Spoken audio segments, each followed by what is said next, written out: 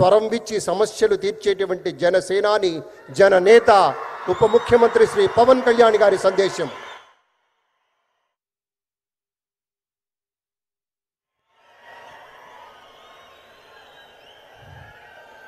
వేదిక పైన ఆసీనులైన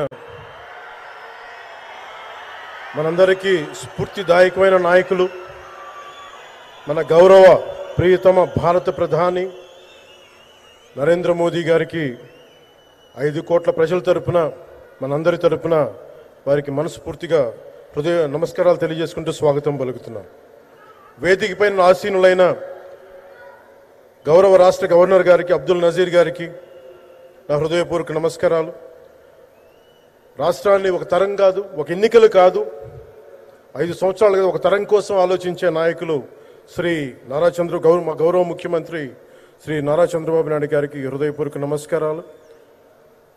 అలాగే వారి తండ్రి అడుగుజాడల్లో సమర్థవంతంగా తనకిచ్చిన అన్ని శాఖల్ని సమర్థవంతంగా నిర్వహిస్తున్న యువ నాయకులు లోకేష్ గారికి నా హృదయపూర్వక నమస్కారాలు. వేదిక పైన ఆసీనులైన కేంద్ర మంత్రివర్యులందరికీ, సహచర మంత్రివర్గ సభ్యులకి, ఇక్కడికి విచ్చేసిన శాసనసభ్యులందరికీ పేరు పేరు నా హృదయపూర్వక నమస్కారాలు. ఇక్కడికి విచ్చేసిన జనసేన నాయకులకి, తెలుగుదేశం నాయకులకి, భారతీయ జనతా పార్టీ నాయకులకి, ప్రతి ఒక్కరికి పేరు పేరున నా హృదయపూర్వక నమస్కారం. మనకి ప్రధానమంత్రి గారిని ఒకటే ఒక పదంతో పిలుస్తాం, కర్మయోగి. ఏ ఫలితాలు ఆశించకుండా దేశ సేవే పరమావధిగా ఆయన ఆలోచిస్తూ, ఎలాంటి లాభాపేక్ష లేకుండా కేవలం ధర్మాన్ని పట్టుకొని డ్యూటీని, కర్మని ఏమాత్రం ఆశించకుండా చేస్తున్న అలాంటి వ్యక్తి మనం ఈ సమయంలో ఈ తరానికి వారు దిశానిర్దేశం చేసే విధంగా ప్రధానమంత్రి స్థాయిలో ఉండటం మనందరం చేసుకున్న అదృష్టం.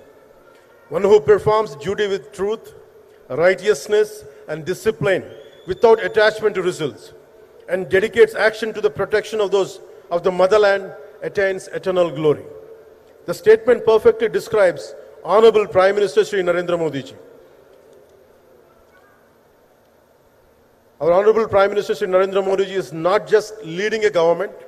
ఆయన ప్రభుత్వాన్ని ఒకటే నడపట్లేదు, 2 తరాలని నడుపుతూ ఒక ఆల్ఫా రాబోయే ఇప్పుడు పుట్టిన బిడ్డలకి దిశానిర్దేశం చేస్తున్నారు. అలాంటి మన ఆత్మనిర్భర్ భారత్ ఎవరి మీద ఆధారపడకుండా దేశం తలెత్తి చూసేలాగా మేము సేవకులం కాదు, మేము భాగస్వామ్యం వహిస్తాం.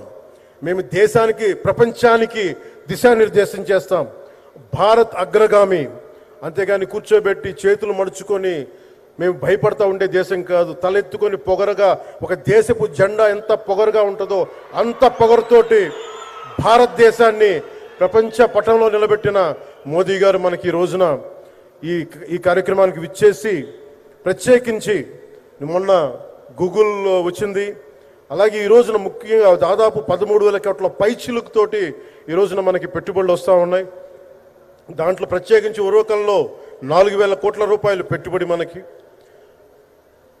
ప్రత్యేకించి ఈ రోజున మనకి జిఎస్టీ పన్నులు ఎప్పుడు పెరగడమే తప్ప ఇప్పుడు తగ్గవు. అలాంటి పన్నుల భారాన్ని మనకి మోదీ గారు వచ్చాక దాదాపు ప్రతి కుటుంబానికి సంవత్సరానికి, ఇందాక సోదరు లోకేష్ గారు చెప్పినట్టుగా, ఒక 20,000 రూపాయలు ఆదా చేసుకునే అవకాశం కలుగుతుంది. ఇది జిఎస్టీలో విద్య కానీ వైద్యం ఖర్చులకు భారం నుంచి సామాన్యులకు ఉపశమనం కలిగిస్తుంది. ఆరోగ్య బీమా, జీవిత బీమాపై జిఎస్టీ పూర్తిగా తొలగించడంతో పాటు వార్షిక ప్రీమియం 3,000 నుంచి 4,000కు తగ్గి అందరికీ ఇది అందుబాటులో ఉంటుంది. అలాగే విద్యార్థులకు కావచ్చు, ఇలాంటి ప్రతి ఒక్కరికి కూడా అన్ని రంగాల వాళ్ళకి ప్రత్యేకించి మనకి జిఎస్టీ వల్ల లాభాలని అందరికి అందించేలా ముందుకు తీసుకెళ్తే ప్రతి ఒక్కరికి, గౌరవ ప్రధానమంత్రి గారికి, దీనికి సహకరించిన గౌరవ ముఖ్యమంత్రి శ్రీ నారా చంద్రబాబు నాయుడు గారికి, ప్రతి ఒక్కరికి నా హృదయపూర్వక ధన్యవాదాలు తెలుపుకుంటూ, ప్రధానమంత్రి గారికి ఇంకొకసారి ప్రత్యేక ధన్యవాదాలు తెలుపుకుంటూ, మేమందరం ఈ కూటమి ఒక 15 ఏళ్ళకి తక్కువ కాకుండా బలంగా ఉండాలి. మనందరం ఎంత బలంగా ఉండాలి అంటే, ఇంక ఇది తప్ప ఇంకెవరికి ఏది రాదు. ఇబ్బందులున్నా, ఏ ఉన్నా తట్టుకొని నిలబడి ఎందుకంటే ఈ రోజున ప్రధానమంత్రి గారు మనకు వచ్చి అండగా ఉన్నారంటే ఈ పెట్టుబడులను కానీ ఈ నమ్మకాన్ని కానీ ఎట్టి మాత్రం సడలించకుండా మేము ముందుకెళ్తామని మీ అందరికీ తెలియజేసుకుంటూ అందరం సమిష్టిగా పనిచేస్తాం. ప్రధానమంత్రి గారి నాయకత్వంలో గౌరవ ముఖ్యమంత్రి నారా చంద్రబాబు నాయుడు గారి స్ఫూర్తితోటి ఆ నాయకత్వంతో ముందుకెళ్తాం. మేమందరం మీ ఆకాంక్షల్ని, వచ్చే తరం ఆకాంక్షల్ని ముందుకు తీసుకెళ్తామని తెలియజేసుకుంటూ సెలవు తీసుకున్నాను. జై భారత్, జై హింద్.